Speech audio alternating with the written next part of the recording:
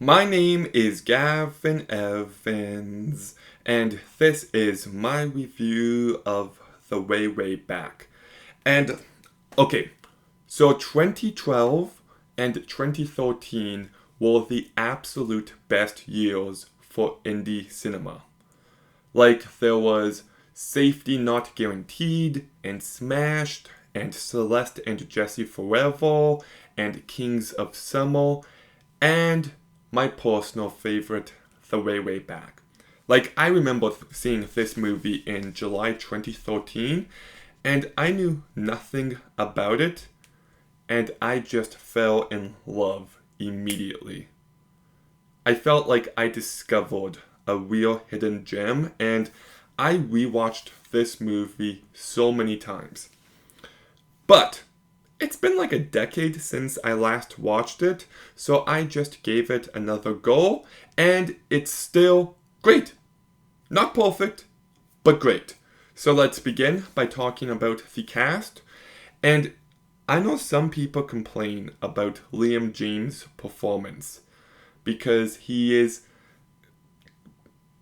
lacks personality. He's kind of bland, but that's exactly the point.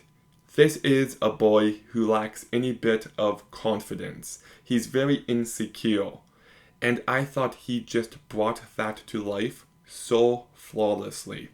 The way he carries himself with the constant slouching, the way he talks, and he really sells you on his character arc as well. So, as far as I'm concerned, Liam James is phenomenal here. We then got Steve Carell, who is typically known for his comedic performances in The Office, Despicable Me, Anchorman, Dan in Real Life. This is not a comedic performance from him. He is an asshole in this movie, but he does it so perfectly. Like, not once did I see funny man Steve Carell. No, like, I saw Trent the asshole. So he really impressed me here. We then got Toni Collette, who is very good. She's a flawed character, but you also feel bad for her, and I thought she just walked that fine line between infuriating and being sympathetic so well. But then we get to my favorite performance of the movie, and it's Sam Rockwell. Look, I'm a big fan of his, and this might be my favorite performance of his. He is so effortlessly charismatic and funny and charming, and he is the guy who brings the light-hearted nature of this movie, and there is so much of it that's reliant on his performance, and he just knocks it out of the park. We then got Anna Sophia Robb, who I miss. Where is she? Like, she's great in Bridge to Terabithia, she's great in Soul Surfer, she's great here. I miss her. Wish she would act more. But she's very funny and charming and likable, and she really stood out. Then we've got Rob Corddry, who does a pretty good job. He brings enough personality to his character.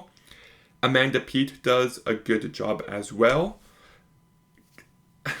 She's kind of unlikable, but yeah, I thought she stood out. Then we've got Allison Janney, who is the town drunk pretty much, but she does a great job at that. She is loud and obnoxious and she talks too much, but that's the way the character is written, and she truly excelled here. Maya Rudolph I really liked as well.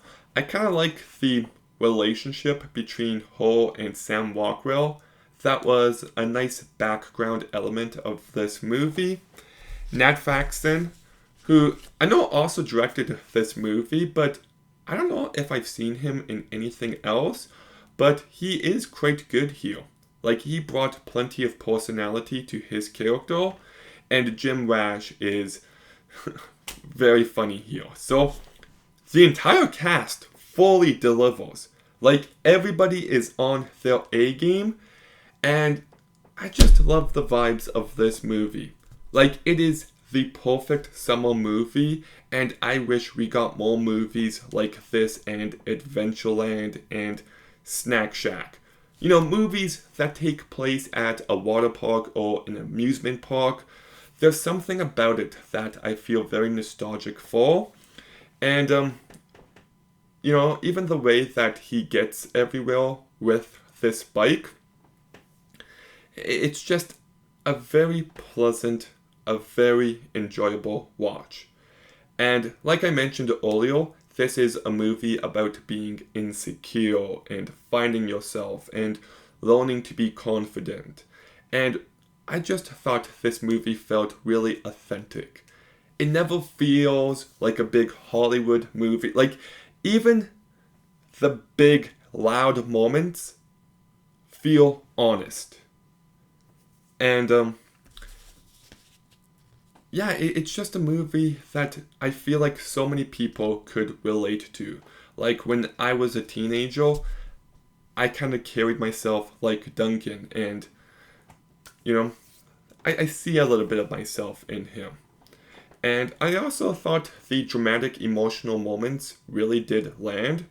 There is some real sadness on display, but it's also a really funny movie as well. And I feel like these two tones are balanced so perfectly throughout. Jim Rash and Nat Faxon really did do a great job directing this movie. And some people might disagree with me, and you could argue there's a scene that goes against this, but I do like how this movie kind of looks down on drinking and doing drugs. And, you know, like Duncan is seeing his mom participate in all of these activities, and he kind of starts to lose some respect for her.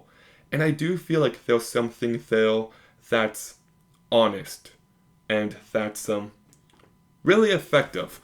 Now, that said, there is a party scene with the cool characters, so you could say maybe not, but I'm standing by what I said. I also like the music by Walt Simonson.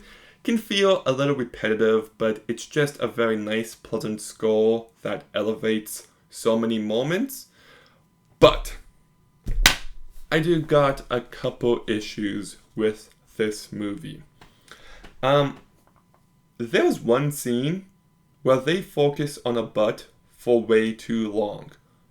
Like, I remembered the scene from 2013, but I forgot just how long this scene goes on for, and it kind of gets to a point where I got uncomfortable watching it.